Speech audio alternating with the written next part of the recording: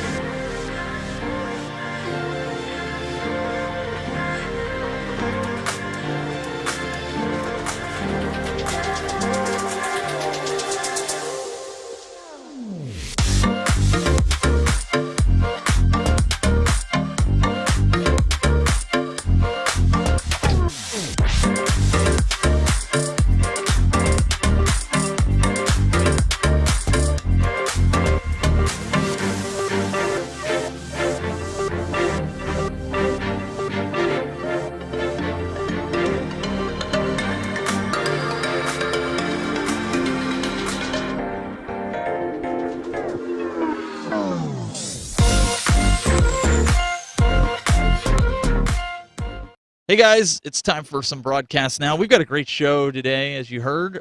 Let's jump right into it. We've got Mr. Marty McFadden from podjam.tv. Welcome. Steven, how are you? This is a highlight of my week, always. Oh, I know you've been chomping at the bit for this show when you heard about this one. Yes, absolutely. This is a great topic. Confusing to a lot of people, I think. Networking can get a little bit confusing and complicated, but I think we got the right guy here. We brought on the expert. That's what we planned on doing. So we've also got Mr. Greg Terry, youtube.com/the Greg Terry Experience. Hey, Steven. Hello, Marty. And looking forward to the program tonight. It's going to be awesome. We've got some serious, legit horsepower, firepower queued up and ready to roll. And just talking pre-show, he's from out in the neck of the woods where I used to live in California. So looking forward to our hour together tonight. We're all going to be enlightened, learn something, might even have a smile or two during this time. Thanks, Steve. Hey, I always try to smile with this, and we got our special guest, John Henkel from Netgear, and you are the product marketing manager, right?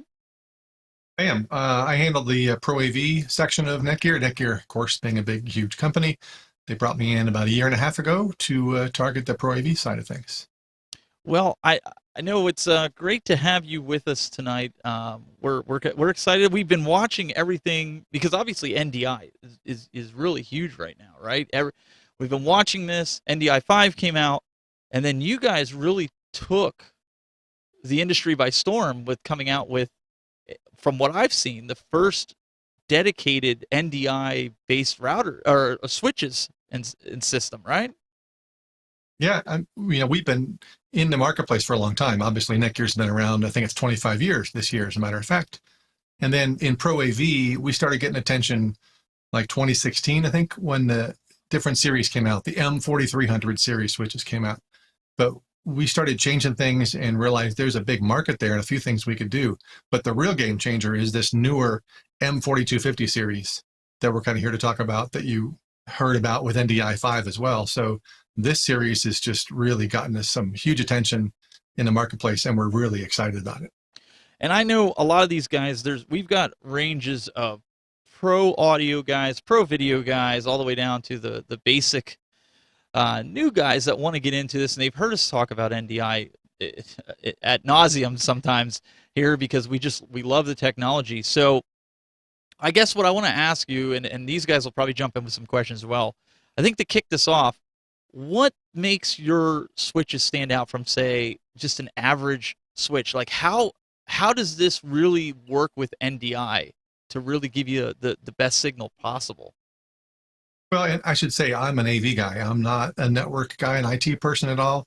And that's some of the great part is I'm a good use case for our switches because I can't configure them the way it could be. So I need to make it simple. So that's the biggest thing for NDI or for SDVOE or for Crestron, for Kramer, whoever. we have profiles that have all the configuration built in. So we've taken the pain out of that. We've gotten their equipment in our place. We've had their equipment, our equipment at their place, and make sure that all the settings are tweaked correctly. I mean, there's a lot of stuff to figure out for multicast AV. It is not simple. IGMP has settings. You got to set the querier. You got to set blah, blah, blah. So we do all that for you. So now for NDI especially, that's where we got the buzz. You can pop in, turn the switch on, click NDI profile, NDI 5 with Dante Audio or NDI 4, select the ports and hit save, and it's all configured for you.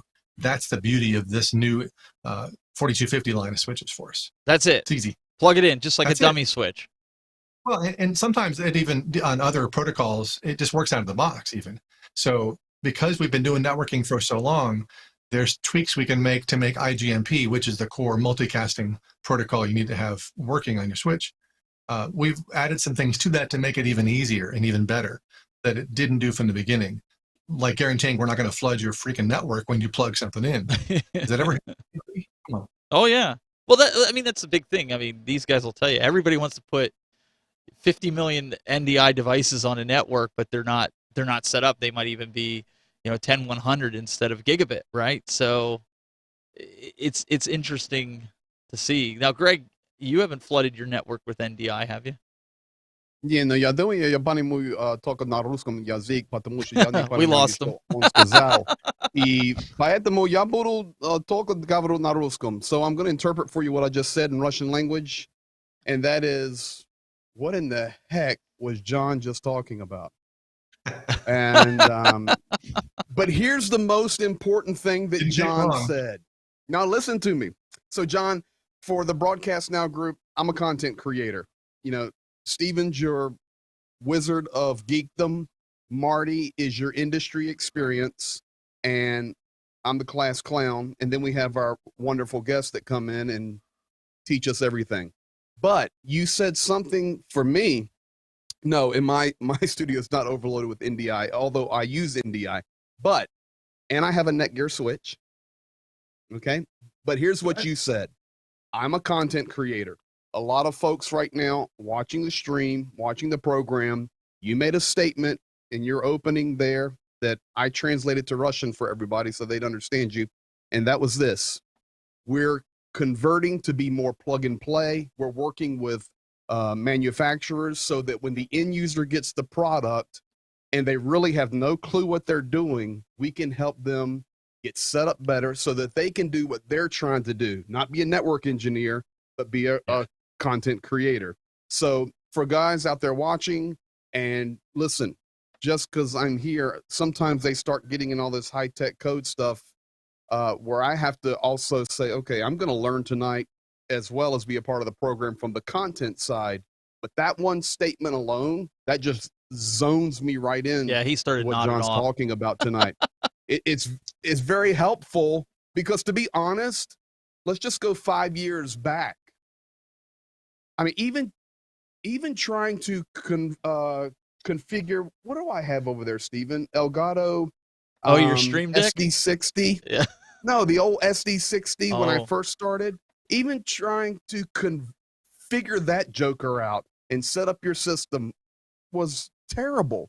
But now the user experience is getting so much better with great companies like Netgear. So I'm excited to hear a whole lot more about it. And I'm all for the plug and play so that those who just want to produce, have their studio, do their deal, they're not sitting here battling, the network setup. So companies like Netgear are making that easier. So thank you. We're trying. Yeah, and I can show you too. We can set up a screen share too. I can show you how it's done. It really, our goal is obviously to sell switches, right? So the way to do that is to make sure people don't need to be IT trained, CCNA certified, all that kind of stuff, because it's not going to happen. And there's a ton of really intelligent AV people out there in the business who can set up, and wire and configure entire conference rooms, airports full of gear, who don't know how to set up a network switch necessarily. I don't want to insult anybody because there's plenty of people who do, but who are intimidated by this. And as the industry starts going to more AV over IP, NDI is just, screaming across the planet, really. So more people who don't have tons of IT experience are setting this stuff up and they're like, I don't know, I can't get this to work. And that's frustrating as hell for us and costs us a lot of tech support and everything too. And you guys should be out there creating content. Yeah, Stephen, I've got a question here, and I know a lot of our audience is just starting out with this stuff, and I deal with this in my day job in my business. We do production, we deal with this stuff. The whole routing thing, network routing thing is a mystery to a lot of people. I barely can get people to plug in an Ethernet cable into a router to make sure that they get uninterrupted service versus Wi-Fi, right? Then you add in a switch. What the heck is a switch? I think before we get into it, I think it would be valuable to our audience to describe. A lot of people have heard what a router is. A lot of people have those in their homes. But when it comes to a switch, they might have seen it. Has a bunch of Ethernet connectors. Like, what is a switch, and how's that different than a router? Why would I need a switch to do all this stuff? Good question. And, sometimes we go back to the AV world of a matrix switch.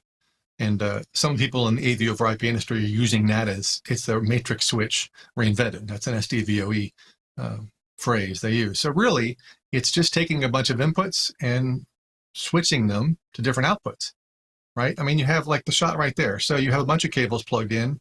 Some of those are coming from, in the AV over IP world or NDI world, cameras, or other encoders that are taking a video signal and encoding that, putting that onto a network, and then other cables are taking it from the network to then decode it and put it onto a display or a monitor or a projector. So, I mean, at the real bare minimum, that's all it is. It's just a switching mechanism, taking some inputs and outputs and providing a mechanism to then get those inputs to outputs. So the matrix switcher, if you guys are familiar with that, HDMI or old school DVI, things like that, that's kind of what a network switch is, right? Just switching signals. Now, with going with what Marty was saying there's a lot of guys I know who want to incorporate both Dante and NDI in the same switch. Is that problematic with the switches that you guys have? I know we always talk about keeping things isolated in the sense of, so where the problem lies. Like I noticed on these pictures that you guys have, you have some purple and blue, so there's a good way to color code it.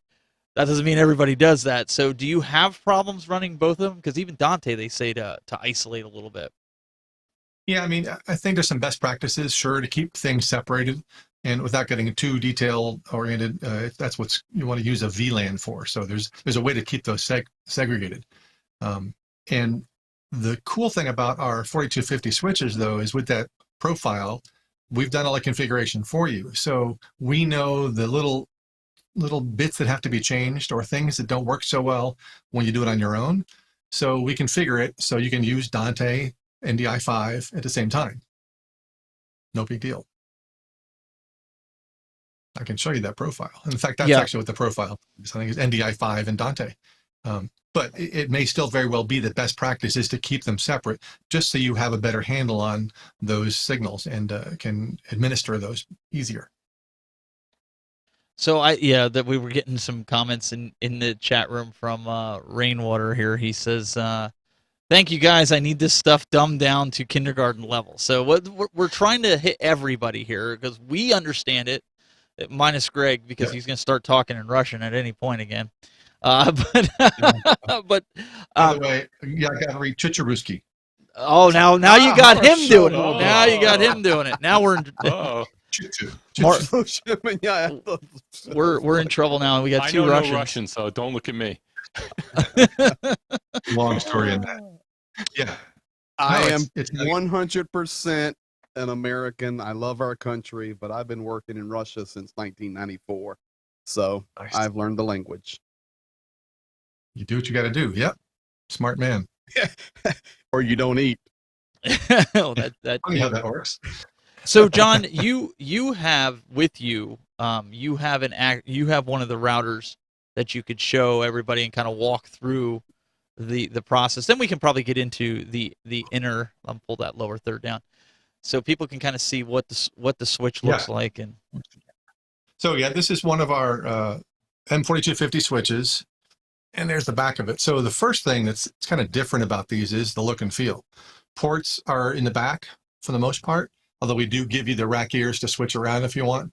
And little things that mean a lot, we give you the rack ears that are 6 inches. Where is the camera? Yeah, 6 inches back from the rack, so your cables will wrap around and have space in the rack to still work, Nice. not be closed in. So it's going to look good in your AV rack, whether it's in a church or a home or conference room or wherever. But this is one of the new 4250 switches. We have 11 models, and we're not done yet for sure. That's just the first and second wave of these. So that's an actual switch right there. Yeah. So with going on the switches and separating, like what I do in my studio, I come out of obviously my modem, go into a switch. I try to isolate different areas because I don't want to get into a situation where I'm trying to fuddle around and try to find where the problem lies. So different parts of my studio have different switches assigned to it. If somebody were to get one of these switches from you, does it have an issue, or do you lose issues, or do you have issues with it working with, say, other switches? Depends on all the configuration things. There's so many possibilities there. But no, we play well with other switches, no problem. People use our switches in environments where there's already some other Cisco switch brand or other brands because it's already in the system. So, this is not just a simple AV switch dumbed down in any way. It's got the full power of Netgear's full networking support in there. So your IT admin can be happy because he can pop in the command line and send all the stuff out. Use a standard web GUI if you want for configuring various things. Or the AV guy can walk in and set up through the AV GUI and make sure it works with NDI 5 easily. So we'll play well with others, not a problem. To your question really about different environments and different sections, well, you can have one switch. It's really a matter of cabling, I think, for part of that. These switches, the M4250s, don't stack. So typically stacking for switches means I have an 8-port switch. Now I need to get 2 more ports. Do I need to go buy a whole 12-port switch? No, you can buy a second 8-port and not have to physically stack them, but electronically. So they appear as one switch, right? So that's a cool thing. These switches don't do that, but you don't need to. There's various ways of configuring them that allow you to just share the connections, if you will, uplink, go from one switch to the next switch. I'm trying to play medium ground of, a little bit deep technology, a little lighter end, so everybody can understand. But it's just an easier way of connecting them. And the other good thing about these switches, when you do those connections, often you got to go in and figure out, okay, which ports are they? And then how much bandwidth is allotted for those, and which streams are going to go from one switch to the next and back and forth. So we've done that for you automatically again. It's called auto lag and auto trunk. So there's things we've done besides the auto configuration kind of stuff. Now, when you add multiple switches, we can also make that easier for you with auto lag and auto trunk. So you just plug in the cables, basically, set up some of the same things in both, and we'll automatically make sure that all the signals are transferred between the units properly. I just wanted to make sure that there wasn't any kind of performance degradation if you're using, somebody else's. Right. But Matthew wants to know. He says, I've spent the last year with a different manufacturer switch for my NDI studio, which was set up for me, which still has a few gremlins in it, and I still don't know exactly what it's doing behind the scenes. I'm very tempted to move over to the Netgear. Is it easy to set up port forwarding for SRT use? And can it report back each machine's bandwidth and set up load balancing? I know we're going to get in deep on some of this stuff. And I go back to my comment earlier on the AV guy. Look, these are professional switches. So if you were able to do that on another switch, you can do it with these switches, no question. I'll just say that blanketly. The other thing I should point out too is that for any kind of Pro AV install, we have a team of people that can help figure out and solve all your questions. Well, that's without what I was going going to to say. regular Netgear support. Do you have a support email that they could email just to kind of get somebody to work with them on their workflow if they're going to pick up a switch? Exactly. Yep. Try to figure out which switch is right, because that's the other thing. We make hundreds of switches, right? So you may not need the AV line of switches, this M4250. You may need a GS728 TP or whatever. I'm just tossing those things out. So it sounds like I know something. Hey, Stephen, his name was Matthew? Yes, Matthew Titterton. Matthew, I think Jesus said it this way: let not your heart be troubled. You believe in Crisco cooking oil, you can also believe in Netgear. So, and I saw John Crisco, and I'll just tell you point blank, I've got some very, very close friends. I can get all this Crisco stuff I want for free out of San Jose. And I've got Netgear in my studio, and I'm very, very happy with it. So, Matthew, give it a whirl. I think you'll be very, very happy. That's not a plug or anything. I'm not getting a check, but I could get the other stuff, but I'm using the Netgear and I'm very happy with it. And I think that's speaks volumes of the products too, right? You don't just have the Pro AV side of it. You have the consumer, we'll call it consumer grade. I don't know if that's essentially what you guys call it, but the home use. It's still business grade. I mean, we have a ton of different switches, from unmanaged, simple plug and play, 5-port switch, up to smart switches, a little bit more management, and full managed. And we have ones that are cloud managed through Insight. I mean, we go all the way up. That's all part of the business side of Netgear. There's the connected home products we call CHP. If you're in California, you think of California Highway Patrol, but really it's connected home products. And then the SMB, small medium businesses. So SMB is all those switches. And like I say, there's really hundreds. Yeah, absolutely. Can you talk about, and again, I'm going to I think someone said, I think Rainwater said, dumb this down. You mentioned, the different levels of switches, fully managed, managed in the cloud, partly managed, and then dumb switches, and the differences, why you would need each one, where, because obviously there's a huge price difference and capacity difference in each one, and just to kind of explain the different levels and why you would have each one. Yeah, and I should have teed some of this up if I knew. We have some good collateral pieces on that, because still being new to Netgear, I didn't know either that much. So the website, netgear.com/business, that's the main business side of things. To answer your question, Marty, though, really, so we have unmanaged. We never say dumb, right? It's not a dumb switch. Unmanaged switches. The smart switch, maybe you need a little bit of control. So unmanaged means you plug it and you plug and play, and hands off. You can't change any of the settings.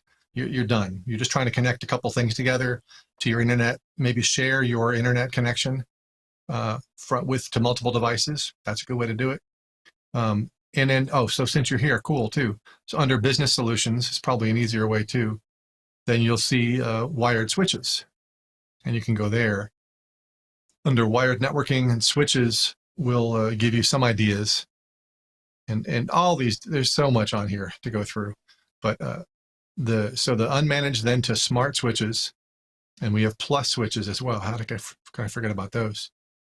And there's your plus. You'll find some other collateral here to talk about this better than I will, but really it's about how much control you need, how much you need to go change some things. So we have some switches with power over Ethernet, PoE, right? And this is relevant to a lot of NDI community, a lot of cameras. You can power and get the data to and from the camera from the same cable, power over Ethernet. And there's different levels. We could do a whole show on PoE, right? Different levels of power needs or power availability for those. So you'll see some PoE switches, PoE plus, PoE plus plus. The more pluses, the more power per device it can give. So if you have a camera that needs a lot of power, then we have a switch for that. So when you get a plus switch or smart switch with cloud or things like that have a little bit more management, you can log into the switch as GUI and allocate certain power to that port or more power to that one, or turn it off at night. Say you're at a church and you don't want some random Yahoo like me rolling up outside stealing your Wi-Fi.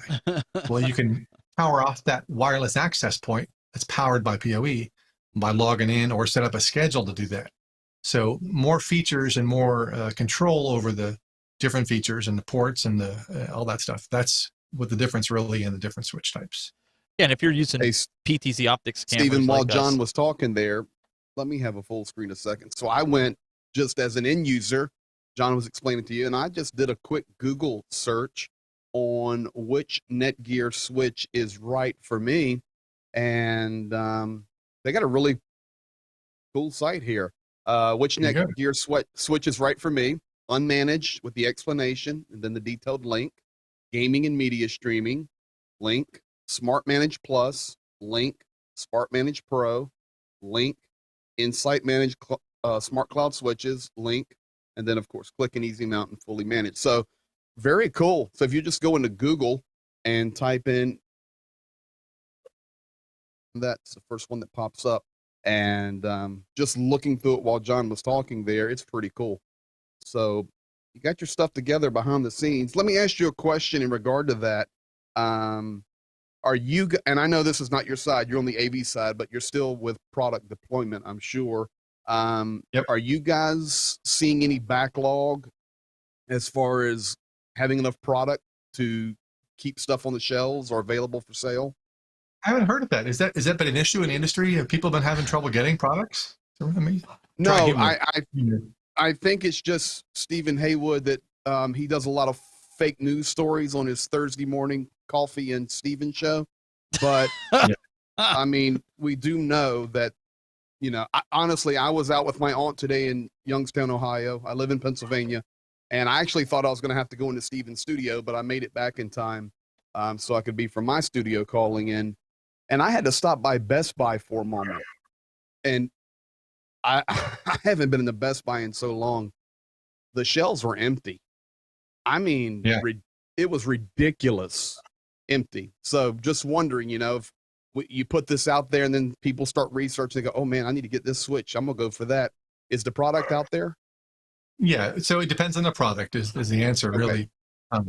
And it's been tough for everybody. You know, there's chip shortages, chip allocations, there's shipping issues, there's all kinds of stuff going on. So we're suffering like everybody else is. And our operations team is just working gangbusters trying to bring stuff in. And I know for the AV switches especially, we made this big launch, big push, and everybody's like, great, sounds good, can I get it? And depending on which model and stuff, some are in stock, some aren't. You know, we sell through retailers, through distribution, so depends on your distributor too. They may have brought in a whole bunch and back and forth, but yeah, it depends on the switch. And our sales team is awesome in trying to figure out what's right for your application, and they'll work with you and say, you know, you want this switch, here's a comparable one that we have in stock. But yeah, it's been a problem all around. Sure. Yeah, and you got it's going to get better. You got to think about too. It is indeed Q4, Q1. Sorry, Steve. It's going to get better. Yeah. No, you're good. Sorry, I'm just looking through the chat here. What I was going to say before was, you're doing 37 things at one time. I know. You're can thinking impressive. The man is talking about switches, going, I wish I had brought this page up, and Steven's going, you mean this one? Come on, dude. You're really impressing me tonight. I'm trying here. Because Rainwater was asking, like, with the switches, if you're using like cameras like I am, the PTC Optics cameras, then they need PoE. I mean, if you don't want to run 50 million power cables to all your cameras, PoE, you know, you're going to get what you pay for. You can go buy a you know, and this is not a slam on Netgear, but you can go buy a $30 switch, you know, and buy 15 or 20 of them. You know, it all depends on your need for what you want with what you're trying to do. Now, I want the PoE Plus or the PoE Plus Plus for my needs. I mean, that's the next upgrade going to PoE here. So I think, John, having all this, you know, whether you need 8 ports, 16 ports, is really something that people should think about. And if you are on the fence, like how big of a switch should I get? I'm going to talk in terms of even an audio mixer, right? If you need 8 channels of audio, you really should get a 16-channel board. And John, I don't know if you feel the same way about the switches, but if you need 8 ports for your switch, you should probably look at a 16 or a 24 to have double what you need just for growth, right? Exactly. It's, you know, it's not my money, I realize, but it's not that much more right to do that. But you want to make sure you build in some of that future proofing for sure. Definitely. We're going to... Steven, yeah, go ahead. In your studio, and which I know well, you've actually set your studio up in like segments. And the reason you did that was, let's say you're getting ready to go live and you're having some issues. So when it comes, I think, don't you have multiple switches around? So if something goes wrong, you know where to start hunting versus trying to figure out your entire studio at one time. You've built that in mind with troubleshooting capabilities for when the pressure's on. Well, yeah, exactly. I actually have I have a 10-port switch, which you can't see. It's behind here, which covers everything in my rack and behind me. And then the bar that I sit at that has all my gear on has another 10-port switch that covers everything on here. Then over there at my desktop setup, I have another 10-port switch, and they are Netgear switches that cover everything that's on that desktop over there. And then I have a gaming setup over there with like consoles that has another switch over there, and they just piggyback off. And the reason for that is, in the event a switch dies, I mean, I've had switches die in the past where they just either got hit by lightning and didn't realize it, and then they end up dying eventually, even though they're on battery backups. Before a show, I always keep a spare in there too, and they're just the cheap switches. They're not the real high end ones, the PoE, plus or plus, which I'm in the process of switching out. That way I can go over, Greg, and just plug it in and make it work, like in a pinch. And so I've always recommended that to people. I remembered you showing me that on one of my mini tours of the Palatial Studios over there. And to me, it was logical. But you guys, I have a one-man deal here, but Steven's got his hands in many places. So for the way Steven's set up, it's actually very, very smart. So, once you get to that level, the ability to troubleshoot, whether it be a switch or whether it be a camera or whether it be power, it's just the intimate knowledge of your studio. But if you're running as many things as Steven is, it makes really good sense, maybe not to have the massive switch, but to set up multiple switches as Steven has for troubleshooting. Yeah, I agree. I mean, I think dividing that up, I like how you said it, Stephen. There's no single point of failure, and you can kind of identify if there's something goes wrong, you always have a backup. You can kind of it gives you another routing option as well. So you think of it as like, just a GPS. If you're going out for a drive, you want to be able to have multiple routes to wherever your destination is in case there's an accident or whatever and you need to reroute.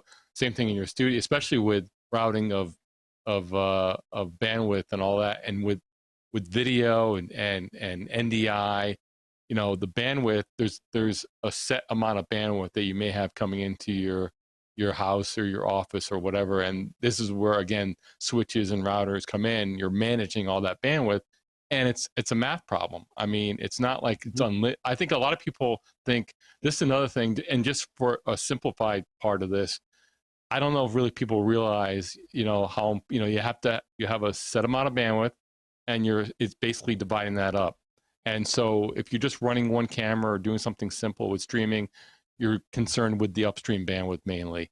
If you're doing something with NDI within your studio setup and you're getting more sophisticated and you're using multiple cameras and that's all bandwidth on your network itself, on your local network. And so you have to pay close attention, not only switching all that, and that's where the switches come in, but also what's your total bandwidth and how's it being allocated. And that, again, that's where all these switches, and also the different levels we were talking about, managed and clouds and dump, like the unmanaged switches. I was going to say dump switch, but I'm, keep away from that. But managed and all that, and that's where that comes in. That's why all the complexity is that you're managing a finite resource. And you got to get it to where it switches around. That's why you call it a switch. Your different requirements will switch at different times. And this is where all the magic, and also these switches are like, basically, they're not just plug and play. They're basically mini computers. I mean, they have chipsets inside and they're doing calculations, and think of it as another computer on your network. Yeah, I don't want to think of it as another computer on my network. That's just one more thing. But listen, we got to take a quick break. The ultimate source is to make you better. True. It's to make you better. We're going to take a quick break and thank some of our sponsors here. But before we do that, I want to talk to you a little bit real quick. If you got to head out, you're really liking this discussion and you want to know more, you can go over to Basics Radio, Basics Broadcasting with an X, BASIX Radio, or basicsbroadcasting.com. Download the Google Play app or the Apple iPhone app, and you can listen to the show on the road. We don't want you watching the video if you have to leave, but you can listen on the radio. And we really appreciate these guys having us on here. And guys, we are going to be right back right after this quick word. This episode is sponsored in part by PTZ Optics. Why hire a camera operator when the control is in your hands? Visit ptzoptics.com for more information. And by NewTek, makers of the TriCaster TC1. Stun your viewers, not your accountant. Visit newtek.com for more information.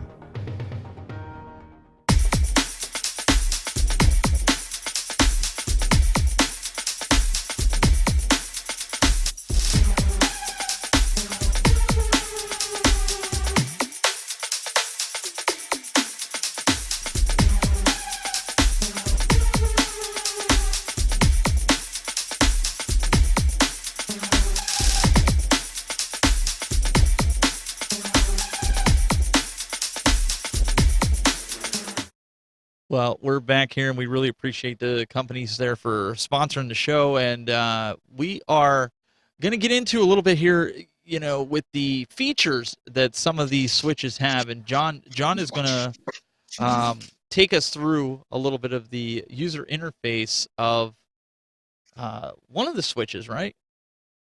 Yep. And I'll say, if I look away or I'm distracted, I got a couple of puppies. They're like 8 and 10 months old who are just barking up a storm.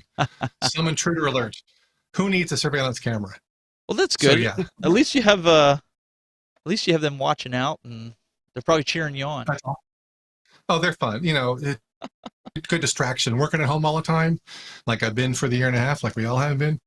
It's great to have that distraction. So I just ran around the house here, and got them all settled down, I think. So anyway, we have the Netgear 4250 switch. I got the one you were seeing in my background there.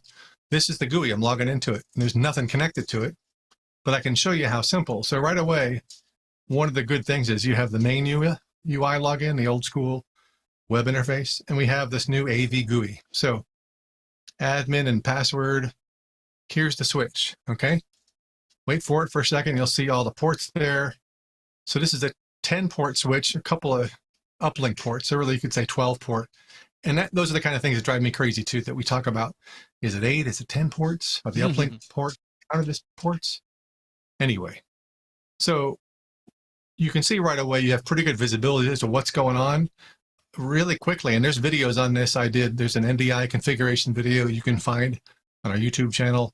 You go to network profiles and you'll see all the different profiles we've set up. And this keeps expanding. This is probably already out of date. We have a general one for video that works for a lot of different manufacturers, you can see.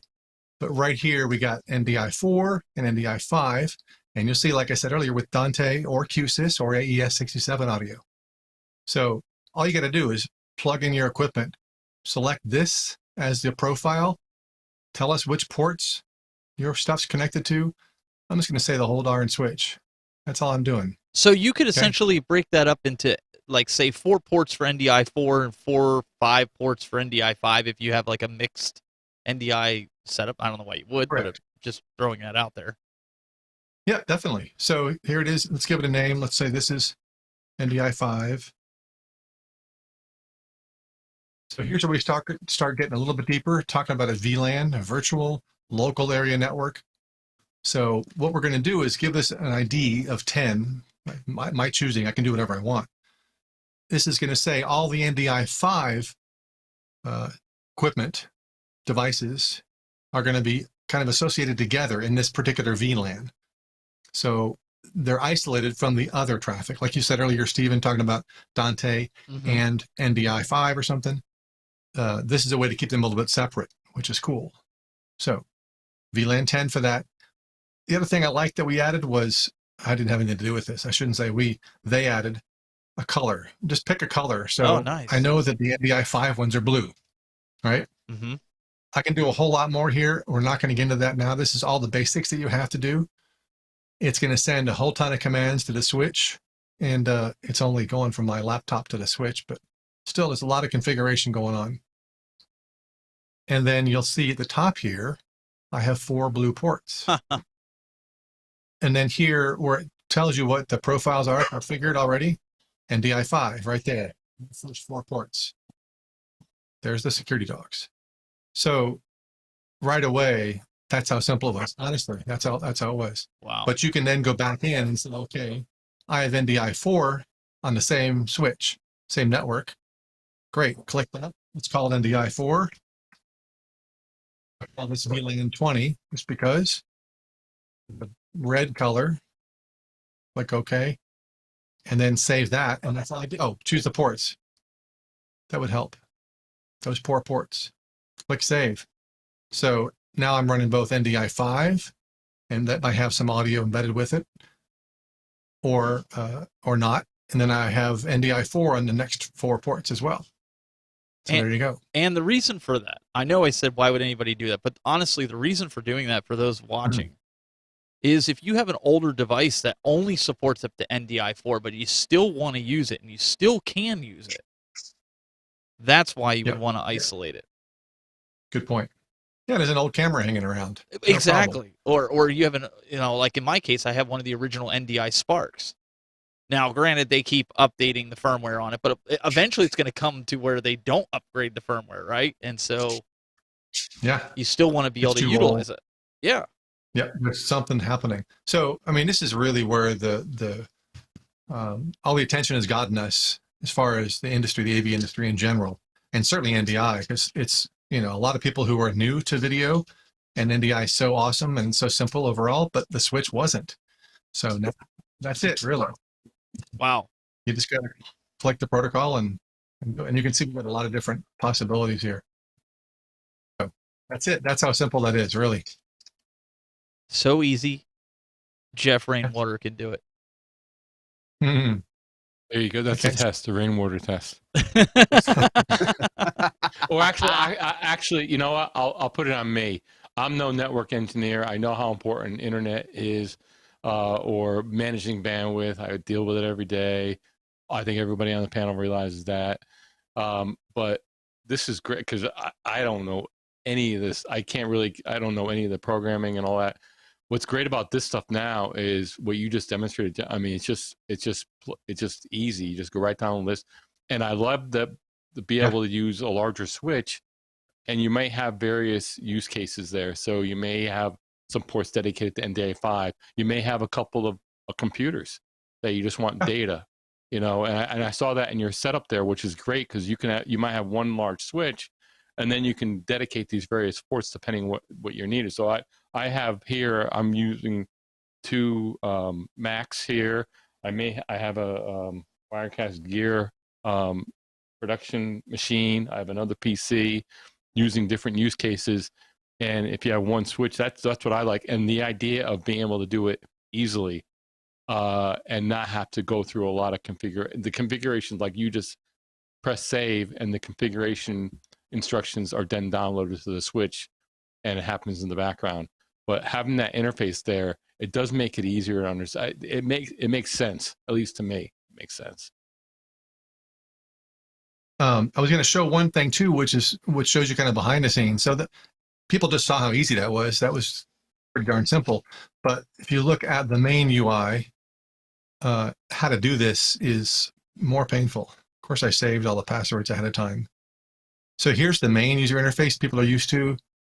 And oh my goodness, you got to go through all these different menus. You got to figure out which one's right first, where to go.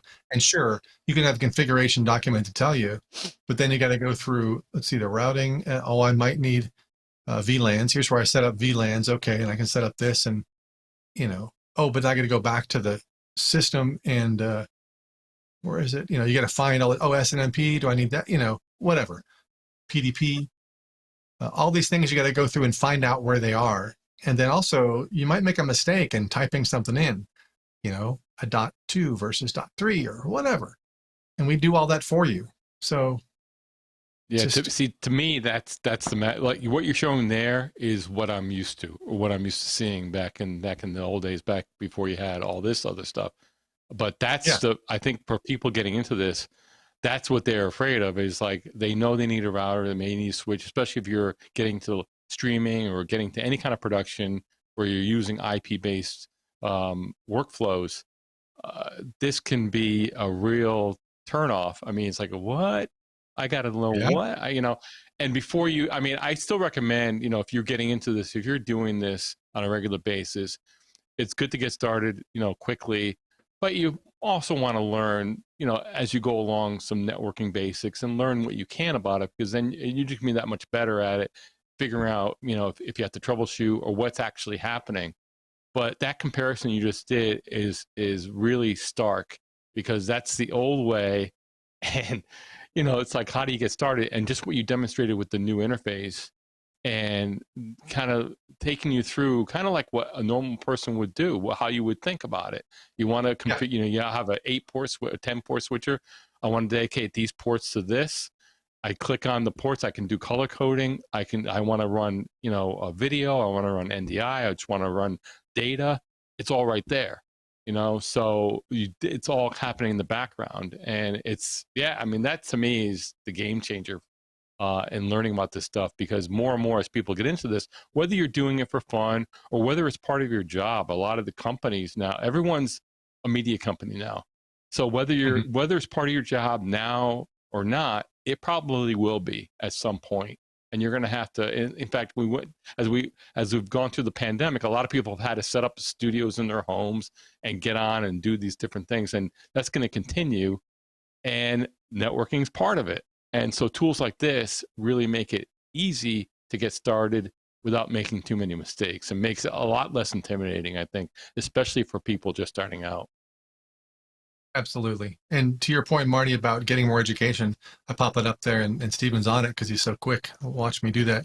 So we have an academy, netgear.academy, with some courses. It's about ready for a revamp. If you wait a couple of weeks, I think we'll have an updated revamp to that. That will be a little bit more modern. I can show you that, where we have some networked AV courses, and they're aimed at not, an engineer level, but really an AV level for some of them. Yep. Just to give you an idea of what is IGMP, what's a VLAN, those sort of concepts.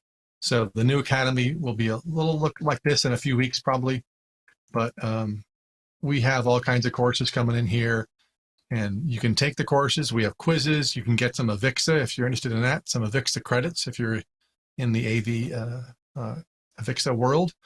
But network fundamentals, simple enough, right? What are all these things? So Netgear as a company is really trying to do that, to help you configure the switches easier, but also arm you with the information to get a better idea of what you're doing for a living, without having to go through a 180-hour course, because it's crazy.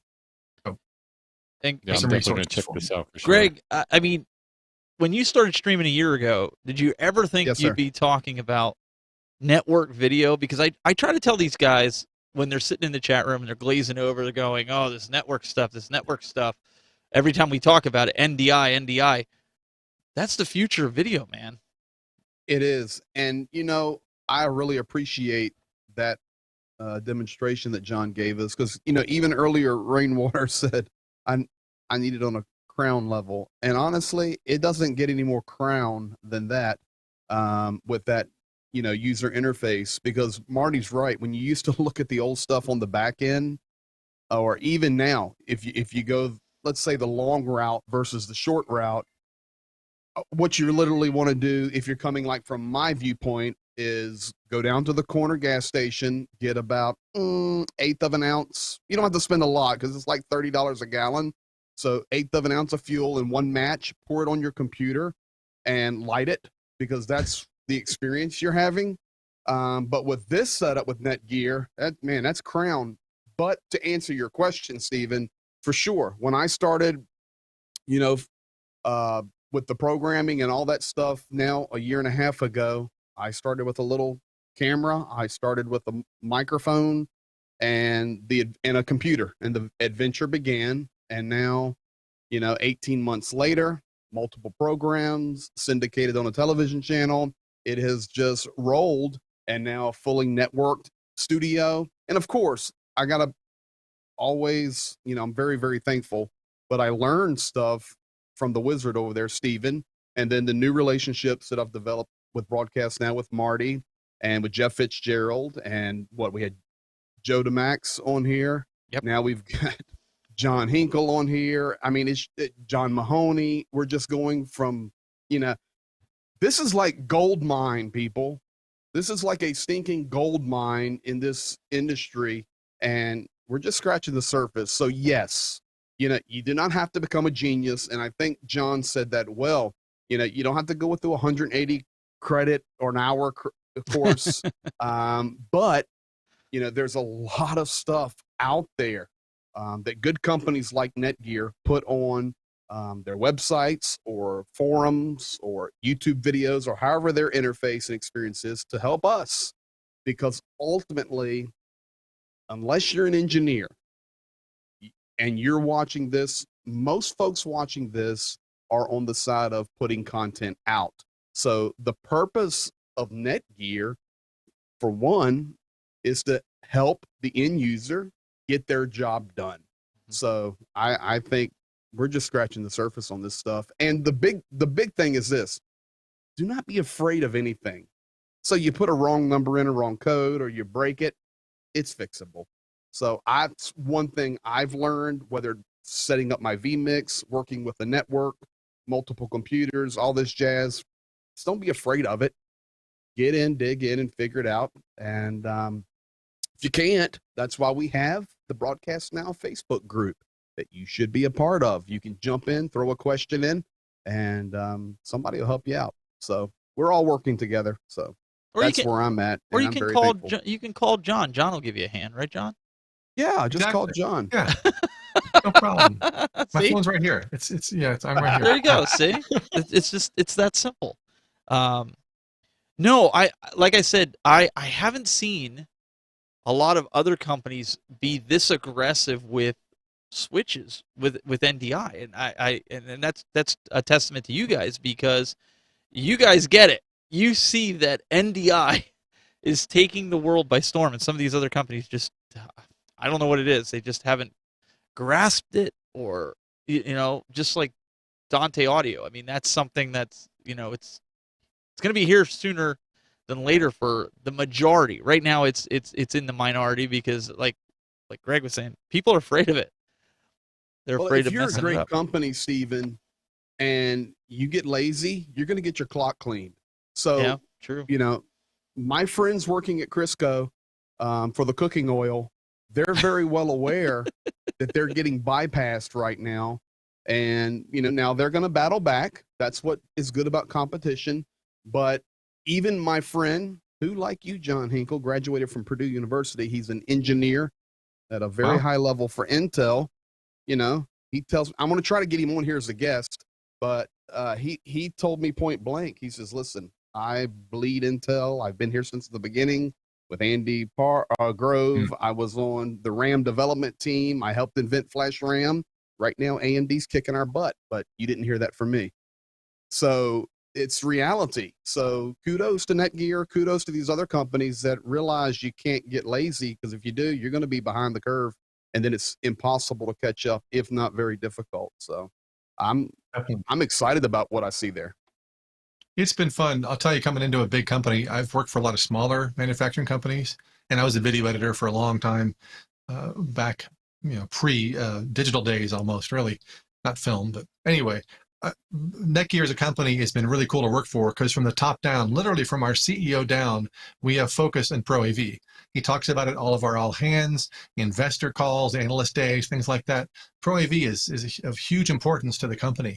And that's why they hire people like myself, come from AV, other biz dev, other manufacturing partner people. It's just really cool to have that kind of commitment behind us. And it's evident from the products that we're making. And we have some cool things coming up I can't talk about, but next year you'll see some other cool things coming out too. Awesome.